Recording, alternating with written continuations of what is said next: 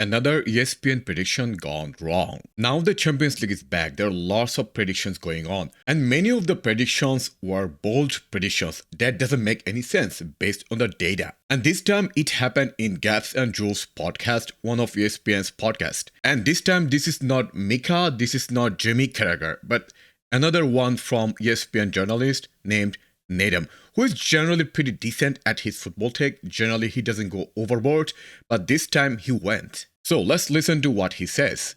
The next one, Ned, because you will be at Anfield on Tuesday night for Liverpool against Real Madrid in the Champions League. How do you see this one? Even if you used to see Liverpool more than Real Madrid, but what's your feeling about this one? I think myself and lots of others see Liverpool at Anfield in the Champions League and think of success. Yeah. And that goes against absolutely any team that exists, except for Real Madrid. Like, Real Madrid are the number one. Liverpool, in this instance, this is the only time Liverpool are number two in a matchup just through history. Honestly, I don't get what is number one and number two. If it's based on history, like Real Madrid is the most successful. Okay, I get that. But Liverpool is not the second most successful in Champions League history. I'm assuming he's trying to say Liverpool is the second favorite team between this tie. Fantastic game of football, and I think I'm interested to see how Real Madrid respond to being put under pressure in the way that Liverpool probably will do.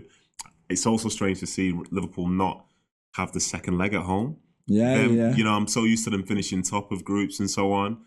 So I think they'll probably understand the importance of getting a good result at home, because going to the Bernabeu, needing a result is a tough spot for a lot of teams, as we've seen historically.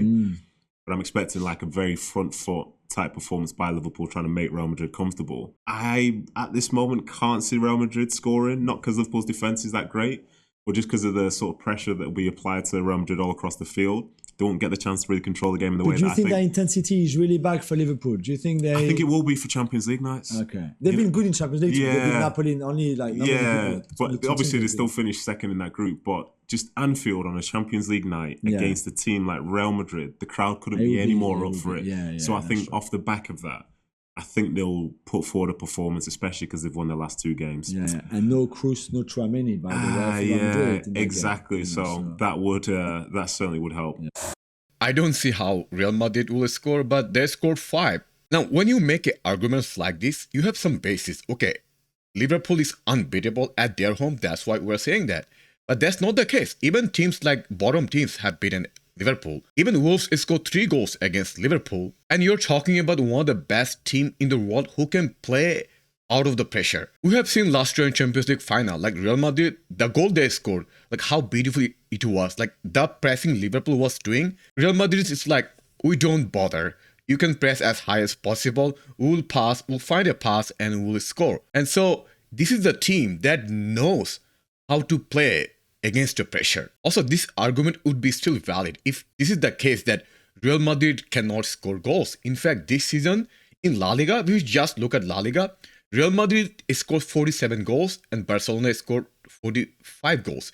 So Real Madrid scored more goals than Barcelona. So scoring goals is not a problem for Real Madrid. The only problem Real Madrid has this season is conceding goals. Anyway, because the first tie is over and Real Madrid scored a lot of goals, 5 goals, I think this kind of arguments is really funny right now. And I don't know about you guys, I'm binge watching all the Liverpool fans' reactions. I think it's so much fun to watch.